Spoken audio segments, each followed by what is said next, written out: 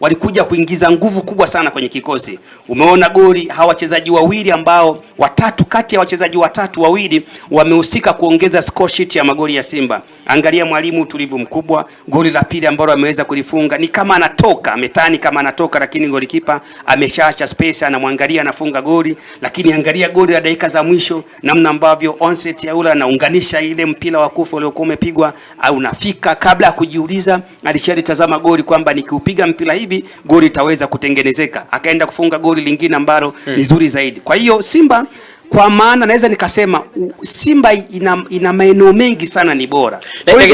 Ukiwatazama Mtibwa Sugar kwa jinsi ambao alikuwa anatazama, alikuwa na mechi bora sana. Yes. Lakini uwezo pengine mchezaji mmoja wa Simba ndio ule wa huku kabisa. Yani kwenye hilo naweza nikasema kwa sababu yani Simba, yani Mtibwa kuto kufunga goli lolote, kwa mtu aliyetazama mechi anashangaa. Anashangaa kwa nini hawajapata hata goli, kwa sababu baada ya kufungwa goli Mtibwa alikuwa anafika, na walikuwa akifika si kwa maana tu ya kwamba wanafika kidogo, walikuwa anafika kwenye intensity. Bahati mbaya ama nzuri nimeona Arasane Kanti pamoja na Kagoma walifanya kazi kubwa sana.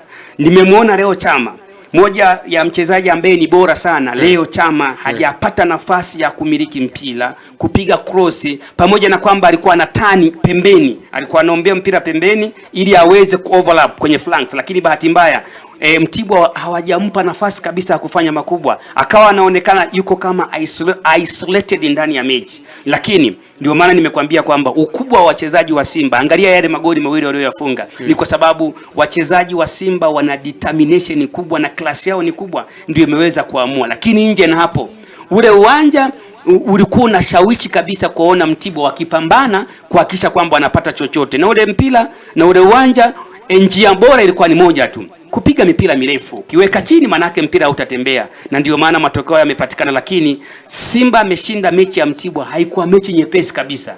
Mambo ya mbinu, ubora wa mchezaji mmoja wa Simba ndio kwa maana klasi ndio umeweza kuwafanya wakapata matokeo against Mtibwa. Bwana, unaweza kuendelea kuwa na sisi nawe vile vile kwa namna jinsi ambavyo umetazama mechi hizo mbili